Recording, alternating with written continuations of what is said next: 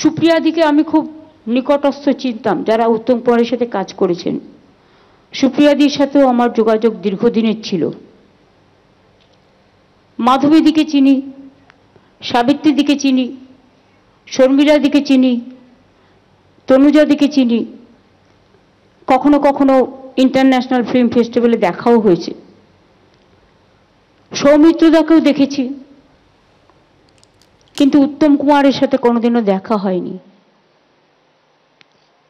এই না দেখাটা, অদেখাটা আমায় বারবার স্মরণ করিয়ে দেয়।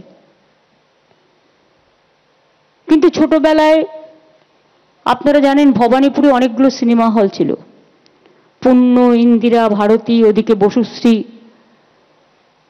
আমার মার সাথে হাত ধরে যখন আমি ক্লাস 4-5-এ পড়তাম, 9টা-12টা সিনেমা দেখতে যেতাম। মা যেত, মা আমাকে সাথে নিত।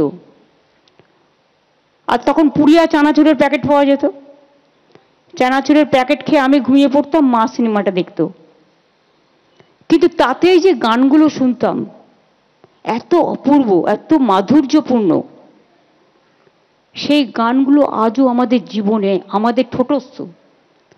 আজকে আমি দেখি বাংলা গানের চল অনেকটাই টিভি সিরিয়াল থেকে শুরু করে, সিনেমা থেকে শুরু করে আমরা একটু কম ব্যবহার করি। কিন্তু আমি এখনো বলছি সব ভাষাই ভালো, সব গানই ভালো, কিন্তু স্বর্ণযুগের যে বাংলা গানগুলো, তার বাজার কিন্তু কোনোদিনও ফুরোবে না। ইভেন বাংলা গানের একটা মাধুর্য, সংস্কৃতি, কথা, ভাষা, সুর, একবার ভাবুন তো, পুলক বন্দ্যোপাধ্যায়, শ্যামল মিত্র, হেমন্ত মুখোপাধ্যায়, মান্না দে থেকে শুরু করে একেবারে সলিল চৌধুরী থেকে শুরু করে লতা মঙ্গেশকর, আমি চিফ মিনিস্টার হওয়ার পরে মারা গেছে, আমি চিনতাম খুব ভালো, নির্মলাদি, এরা কত ভালো গান গাইতো। আর আমরা ছোট্টবেলায় অনুরোধের আসর শুনতাম, ফলে মুখস্থ করার একটা টেন্ডেন্সি ছিল। 2-2:30 অনুরোধের আসর শুরু হলে আর কিছু না, সেই সময়টা একেবারে পাক্কা আমাদের রেডিওর সামনে বসতেই হতো, একটা অভ্যাস ছিল। এখন সেসব কোথায়?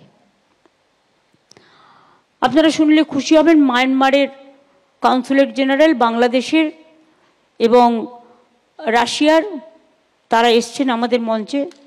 Many thanks and many congratulations to your country also, countrymen and my brothers and sisters also. Prosenjit এসছে। প্রসেনজিৎ একটা ভালো আইডিয়া করেছে, একটা মডেল করেছে। আমাকে অফিসাররা দেখে এসে বলেছে ও প্রায় 100টা জায়গায় 40-50 জন বসার মতো একটা সিনেমা ঘর তৈরি করছে, এবং সেটা আমরা মডেলটা দেখে খুশি হয়েছি। এবং ওই মডেলে যদি হয় তাহলে কিন্তু সিনেমাটা আরও ছড়িয়ে পড়বে, এবং খুব বুথ লেভেলে, গ্রাসরুট লেভেলে, গ্রামীণ অনেক অত্যন্ত প্রান্তরে মানুষ কিন্তু সিনেমাগুলো দেখতে পাবে, চাহিদাও বাড়বে। আর তাতে ওরা যে সিনেমাগুলো তৈরি করে তার একটা মার্কেটও পাবে, এমপ্লয়মেন্টও বাড়বে সেখানে যারা কাজ করবে। এবং এখনো যদি আপনারা দেখেন, আমার একটা জিনিস খুব খারাপ লাগে, আমি আগে নামগুলো বলে নিই, না তো আমার উপর সব রেগে যাবে। ওদিকে শোভনদা আছে, বিমানদা আছে, গৌতমদা, সবটাই বলেছে রিনি, শুধু পরিক্রমাটা বলেনি, যেটা লেটেস্ট। গৌতমদার তুলনা গৌতমদাই, নতুন করে আমার কিছু বলার মানে রাখে না। গৌতমদার রূপঙ্কর যে গানটা গেয়েছিল মনের মানুষে, এ তুমি কেমন তুমি, যেটা কবি সুমনের সুরে লেখায়, কবি সুমনদা এখন পারে না, কিন্তু তা সত্ত্বেও এখনো বাংলা খেয়াল গাইছে।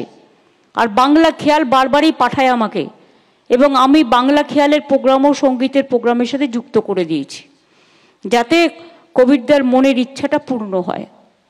আমাদের সাথে নচিকেতা আছে, আমাদের সাথে অরিন্দমদা আছে, সিজাতো আছে, সোহম আছে, হরদা আছে, ইন্দ্রাণী আছে, ওর নামটা কি বললো, সহতৃষ্ণা নাকি যেন, সৌমিত্রিষ্ণা, সৌমিত্রিষা। বাপরে কত বড় নাম রেখেছে। ছোট্টবেলায় লিখতে নিশ্চয়ই কষ্ট হতো, এখনো হয়, আমাদের বলতেও কষ্ট হয়, কিন্তু নামটা ভালো, নামটা ভালো। আমাদের ওর নামটা অনির্বাণ না অর্ণব, অম্বরীশ, রাজা গজা, এখনো আমার মনে আছে। ও যেখানেই পাঠ করে খুব ভালো করে, এখন তো আবার উকিল হয়েছে, পরকীয়া নিয়ে লড়াই করছে।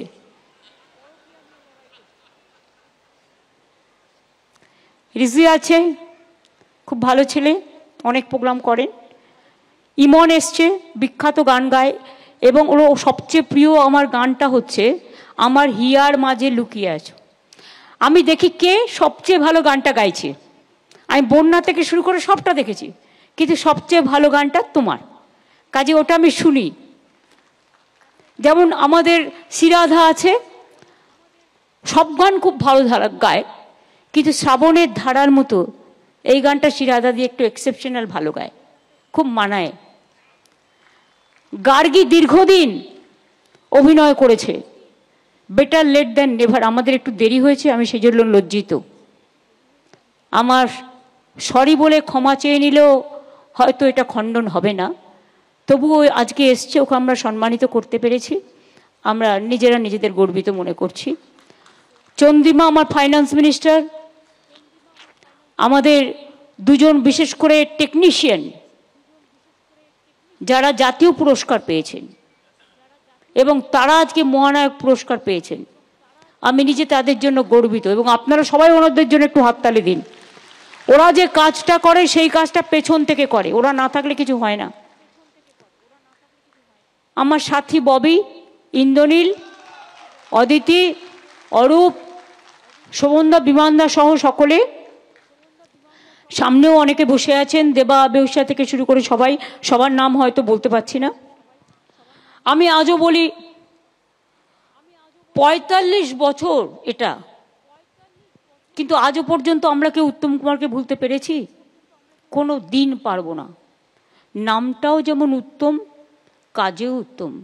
আমি দেখেছি অনেক শিল্পী, ভালো ভালো ফিল্ম স্টার, তারা কিন্তু লিপ দিতে পারে না ঠিকমতো গানে, কিন্তু উত্তম কুমারের গুণ ছিল প্রত্যেকটা গান উনি মুখস্থ করতেন এবং লিপ দিতেন। মানে এটা আমি শুনেছি পরবর্তীতে যে এটা ওনার বিউটি। শঙ্করদা, আপনি ওপরে আসুন না, আপনি নিচে বসে আছেন কেন? আপনি অনেক সিনিয়র, চলে আসুন, চলে আসুন। দেবাশিসদাও চলে আসুন, দেবা আর বৈশাও চলে আয়। আর আমাদের ইন্দ্রদীপ গানের মণিদা, তুমিও চলে এসো, মণিশঙ্কর পিজির ডাইরেক্টর। আমি 2012 সাল থেকে স্বীকৃতি চালন করেছিলাম, এবং আজকে গৌতম দাস শ্রেষ্ঠ মহানায়ক, আমি তো নামই খুঁজে পাচ্ছিলাম না, আর সবাইকে দেওয়া হয়ে গেছে কোনো না কোনোটা, অনেক কষ্ট করে জোগাড় করেছি। না না, তারপরে গার্গী বাদ গিয়েছিল, মহানায়ক সম্মান পেলেন ইমন চক্রবর্তী, গায়ক রূপঙ্কর বাগচি, রূপঙ্করও সঙ্গীত সম্মান পেয়েছে, কিন্তু এটা পায়নি। সোমনাথ কুণ্ডু মেকআপ আর্টিস্ট, অনিন্দ আর্ডো আর্ট ডিরেক্টর।